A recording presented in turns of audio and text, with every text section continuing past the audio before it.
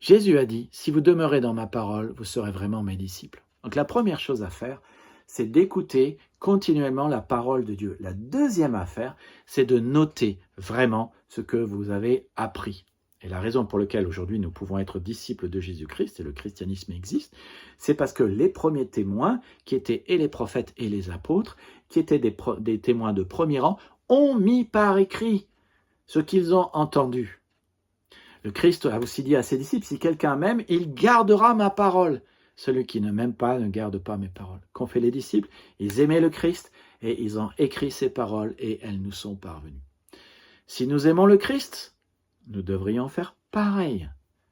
L'auteur de l'Épître aux Hébreux dit, c'est pourquoi nous devons d'autant plus nous attacher aux choses que nous avons entendues, de peur que nous ne soyons emportés loin d'elles. Hébreux 2:1. Or, prendre des notes, c'est s'attacher aux choses que nous avons entendues. Et les gens qui ne prennent pas de notes, ça c'est des faits, oublient 90% de ce qu'ils ont entendu en 3 jours. Et si nous ne prenons pas de notes, nous serons emportés loin de la parole de Dieu.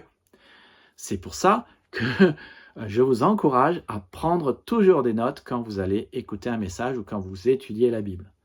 Parce que la Bible dit, Hébreux 2:3, comment échapperons-nous en négligeant un si grand salut? Je te pose la question.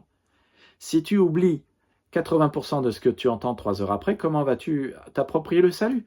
Comment vas-tu t'approprier la guérison de l'âme? Comment vas-tu être renouvelé en fond de toi? Comment vas-tu connaître la croissance, la foi, l'héritage que Dieu en réserve pour toi?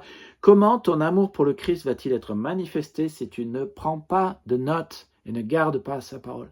Et comment vas-tu apprendre vraiment, arriver à connaître la vérité, être vraiment libre si tu ne prends pas des notes et dans 3 heures, tu as oublié 80% de ce que tu as entendu? Alors, si tu aimerais savoir la troisième compétence indispensable à mettre en pratique pour demeurer dans la parole de Jésus, connaître vraiment et être vraiment son disciple, c'est dans la prochaine vidéo. Abonne-toi, like, partage, que Dieu te bénisse. À bientôt.